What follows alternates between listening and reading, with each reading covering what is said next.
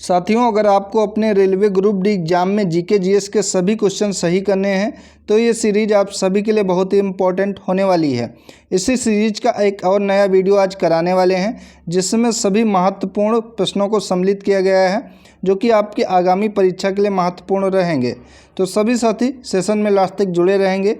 चलिए आज की वीडियो शुरू करते हैं। पहला प्रश्न है, मोहनजोदड़ो कहाँ स्थित है? तो मोहनजोदड़ो सिंध में स्थित है। राइट ऑप्शन बी होगा। अगला प्रश्न है, वेदों की संख्या कितनी है? 2, 3, 4, 5। तो वेदों की संख्या 4 है, जिनमें सबसे पुराना ऋग्वेद है, दूसरा सामवेद है, तीसरा यजुर्वेद है और चौथा अथर्ववेद है। सबसे पुराना वेद पूछे तो ऋग्वेद सबसे पुराना है और वेदों की संख्या 4 है। ध्यान रखेंगे, राइट ऑप्शन सी यहाँ पर होगा। अगला प्रश्न है, गौतम बुद्ध का जन्म स्थल क्या था? कुशीनगर, सारनाथ, बोधगया, लुम्बिनी। तो सभी साथी ध्यान रखेंगे, गौतम बुद्ध ने ज्ञान प्राप्ति के बाद जो अपना पहला उपदेश दिया था जिसे धर्म चक्र परिवर्तन कहा जाता है, ये सारनाथ में दिया था। और गौतम बुद्ध का जन्म स्थल जो कि लुम्बिनी है। राइट ऑप्शन डी यहाँ पर होगा। ज्ञान कहाँ प्राप्त किया था? तो बोधगया में ज्ञान प्राप्त किया था, ये भी ध्यान रखेंगे। अगला प्रश्न है, अर्थशास्त्र का लेखक समकालीन था? अशोक के, चंद्रगुप्त मौर्य के, चंद्रगुप्त विक्रमादित्य के, समुद्रगुप्त के। तो अर्थशास्त्र का लेखक जो कि समकालीन था चंद्रगुप्त मौर्य के, और अर्थशास्त्र की रचना चाणक्य ने की है, ये भी ध्यान रखेंगे। राइट ऑप्शन बी यहाँ पर होगा। अगला प्रश्न है, लाख बख्श के नाम से जाना जाने वाला भारतीय शासक कौन था? बाबर, अकबर, कुतुबुद्दीन ऐबक, इल्तुतमिश। तो लाख बख्श के नाम से अकबर को जाना जाता था, कुतुबुद्दीन ऐबक को, इल्तुतमिश को। तो यहाँ पर कुतुबुद्दीन ऐबक को जाना जाता था। राइट ऑप्शन सी यहाँ पर हो जाएगा।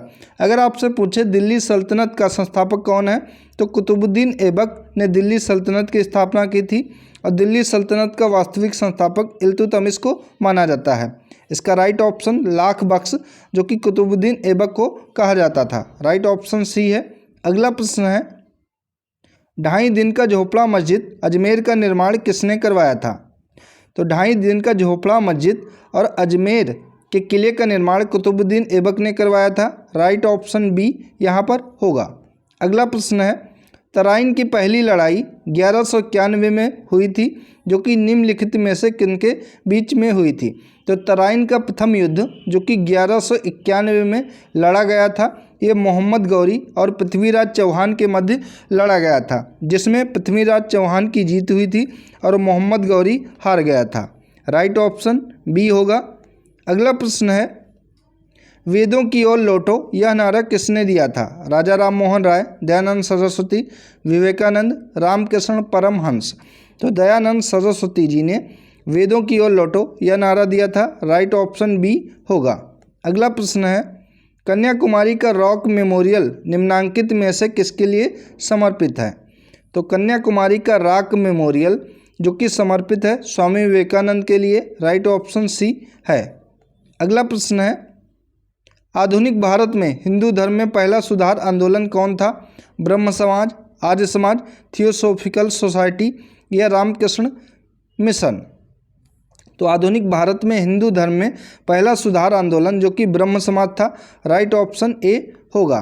अगला प्रश्न है, किसे भारत का प्रथम आधुनिक व्यक्ति माना जाता है? नाना साहब को, ए.ओ. ह्यूम को, राजा राम मोहन राय को या स्वामी विवेकानंद को? तो राजा राम मोहन राय को भारत का प्रथम आधुनिक व्यक्ति माना जाता है। राइट ऑप्शन सी होगा। अगला प्रश्न है, मानव भूगोल का संस्थापक निम्न में से किसको कहा जाता है? ब्लस, हम्बोल्ट, कार्ल रिटर या जीन ब्रून्स। तो मानव भूगोल का संस्थापक जो कि कार्ल रिटर को माना जाता है या कहा जाता है। राइट ऑप्शन सी है। अगला प्रश्न है, पृथ्वी के सबसे निकट स्थित ग्रह कौन सा है? तो अगर सूर्य से पूछे तो सूर्य के सबसे निकट जो कि बुध ग्रह है और पृथ्वी के सबसे निकट ग्रह जो कि बुध ग्रह है। राइट ऑप्शन ए यहाँ पर होगा। ठीक है। अगला प्रश्न है,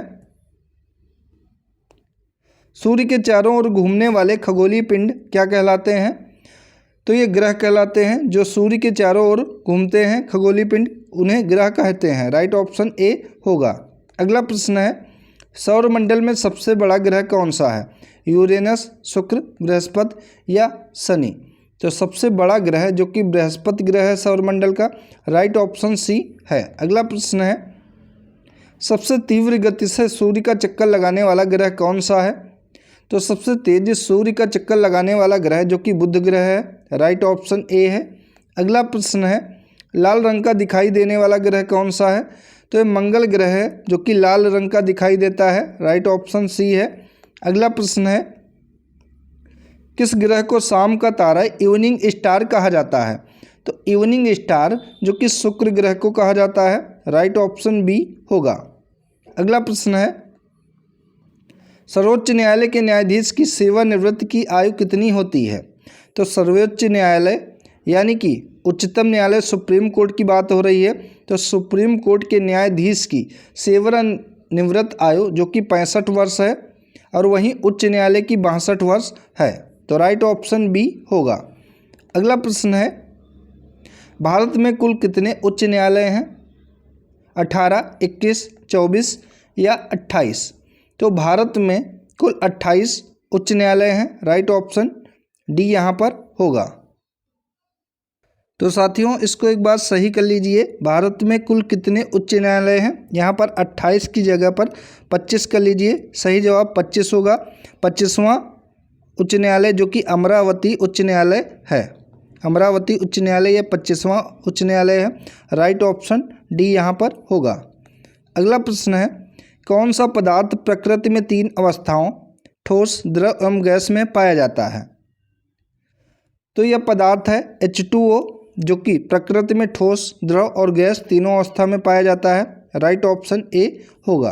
अगला प्रश्न है, वायु निम्नलिखित में से क्या है? तत्व है, यौगिक है, मिश्रण है या फिर इनमें से कोई नहीं? तो वायु जो कोई मिश्रण है, राइट ऑप्शन सी है। अगला प्रश्न है, परमाणु के नाभिक में निम्न कण होते हैं? प्रोटॉन एवं न्यूट्रॉन, इलेक्ट्रॉन एवं ए कण, प्रोटॉन एवं इलेक्ट्रॉन, इलेक्ट्रॉन एवं न्यूट्रॉन। तो परमाणु के नाभिक में जो कण होते हैं वो प्रोटॉन और न्यूट्रॉन होते हैं, राइट ऑप्शन ए है। अगला प्रश्न है, प्रोटॉन की खोज किसने की थी? तो प्रोटॉन की खोज रदरफोर्ड ने गोल्डस्टीन के साथ मिलकर की थी, तो राइट ऑप्शन गोल्डस्टीन हो जाएगा, ए करेक्ट ऑप्शन है। अगला प्रश्न है, किस तापमान पर जल का घनत्व अधिकतम होता है? तो सभी साथी ध्यान रखेंगे, तापमान 4 डिग्री सेल्सियस पर जल का घनत्व जो कि अधिकतम होता है, राइट ऑप्शन डी है। अगला प्रश्न है, बादल किस कारण से वायुमंडल में तैरते हैं? तो बादलों का तैरने के कारण, जिस कारण वायुमंडल में तैरते हैं, ये निम्न घनत्व होता है, राइट ऑप्शन बी है। घड़ी के स्प्रिंग में भंडारित ऊर्जा कौन सी होती है? गतिज ऊर्जा, स्थितिज ऊर्जा, ऊष्मा ऊर्जा या रासायनिक ऊर्जा? तो ये स्थितिज ऊर्जा होती है जो कि घड़ी के स्प्रिंग में भंडारित होती है, राइट ऑप्शन बी है। अगला प्रश्न है, जब बैरोमीटर का पारा अचानक गिर जाए तो यह किस बात का द्योतक है, यानी कि किस बात को इंगित करता है? तो जब बैरोमीटर का पारा अचानक गिर जाए तो यह आंधी या झंझावात की संभावना को व्यक्त करता है, राइट ऑप्शन सी है। अगला प्रश्न है, फलों का अध्ययन क्या कहलाता है? तो फलों का अध्ययन जो कि पोमोलॉजी कहलाता है, राइट ऑप्शन डी है। अगला प्रश्न है, तपेदिक या टीबी उत्पन्न करने वाला जीवाणु कौन सा होता है? तो इस जीवाणु का नाम है माइकोबैक्टीरियम जो कि टीबी इससे उत्पन्न होती है, ट्यूबरकुलोसिस, राइट ऑप्शन बी यहाँ पर होगा। अगला प्रश्न है, HIV द्वारा होने वाला रोग है क्षय रोग, आतस, कैंसर या एड्स? तो एड्स है और हर साल 1 दिसंबर को विश्व एड्स दिवस मनाया जाता है, ये भी ध्यान रखेंगे, 1 दिसंबर को मनाया जाता है, इम्पॉर्टेंट है, राइट ऑप्शन डी है। अगला प्रश्न है, कुत्ते के काटने से जिस विषाणु के द्वारा घात रोग उत्पन्न होता है वह क्या कहलाता है? तो यह हाइड्रोफोबिया कहलाता है, राइट ऑप्शन बी है। अगला प्रश्न है, मानव विकास सूचकांक किसने बनाया था? तो यह विकास सूचकांक, मानव विकास सूचकांक जो कि UNDP के द्वारा बनाया गया था, राइट ऑप्शन डी होगा। अगला प्रश्न है, राष्ट्रीय ग्रामीण विकास संस्थान कहाँ पर स्थित है? शिमला, हैदराबाद, पटना, नई दिल्ली में? तो हैदराबाद में राष्ट्रीय ग्रामीण विकास संस्थान स्थित है। सभी साथी ध्यान रखेंगे। सही जवाब ऑप्शन नंबर बी होगा। अगला प्रश्न है, भारतीय अर्थव्यवस्था कैसी है? क्या पूंजीवादी अर्थव्यवस्था है, साम्यवादी अर्थव्यवस्था है या स्वतंत्र अर्थव्यवस्था है? तो भारतीय अर्थव्यवस्था जो कि मिश्रित अर्थव्यवस्था है। राइट ऑप्शन डी है। अगला प्रश्न है, मिश्रित अर्थव्यवस्था का क्या अर्थ होता है या अभिप्राय होता है? तो सरकारी और निजी क्षेत्र की सह-अस्तित्व यानी कि दोनों मिलकर जहां काम करते हैं वहां पर मिश्रित अर्थव्यवस्था होती है। राइट ऑप्शन बी यहां पर हो जाएगा। अगला प्रश्न है, शिकागो के प्रसिद्ध विश्व धर्म सम्मेलन में भारत का प्रतिनिधित्व किसने किया था? स्वामी सिद्धानंद ने, स्वामी विवेकानंद ने, गोपाल कृष्ण गोखले ने, बाल गंगाधर तिलक ने? तो शिकागो के प्रसिद्ध विश्व धर्म सम्मेलन में भारत का प्रतिनिधित्व जो कि स्वामी विवेकानंद ने किया था, और स्वामी विवेकानंद ने ही रामकृष्ण मिशन की भी स्थापना की है। रामकृष्ण मिशन की स्थापना किसने की है? तो स्वामी विवेकानंद ने की है। सही जवाब ऑप्शन नंबर बी है। अगला प्रश्न है, रामकृष्ण मिशन की स्थापना किसने की है? तो अभी बताया गया है स्वामी विवेकानंद ने की है। राइट ऑप्शन ए है। अगला प्रश्न है, दुख में सब सुमिरन करें, सुख में करे न कोई, यह पंक्ति किसने कही है? तो यह पंक्तियाँ जो कि कबीरदास जी के द्वारा की गई है। राइट ऑप्शन सी होगा। अगला प्रश्न है, अमीर खुसरो किस शासक के दरबारी कवि थे? चंद्रगुप्त द्वितीय के, अलाउद्दीन खिलजी के, कुतुबुद्दीन ऐबक के या हर्षवर्धन के? तो अलाउद्दीन खिलजी के दरबारी कवि जो कि अमीर खुसरो थे। करेक्ट ऑप्शन बी है। अगला प्रश्न है, शब्द संक्षेप एसएमएस का अर्थ क्या होता है? सभी लोग मोबाइल से एसएमएस भेजते हैं, तो एसएमएस का फुल फॉर्म क्या होता है? तो ये है short messaging service. Right option C है। अगला प्रश्न है, संयुक्त राष्ट्र दिवस कब मनाया जाता है? बहुत इंपॉर्टेंट क्वेश्चन है। तो हर साल 24 अक्टूबर को संयुक्त राष्ट्र दिवस मनाया जाता है। सही जवाब ऑप्शन नंबर डी होगा।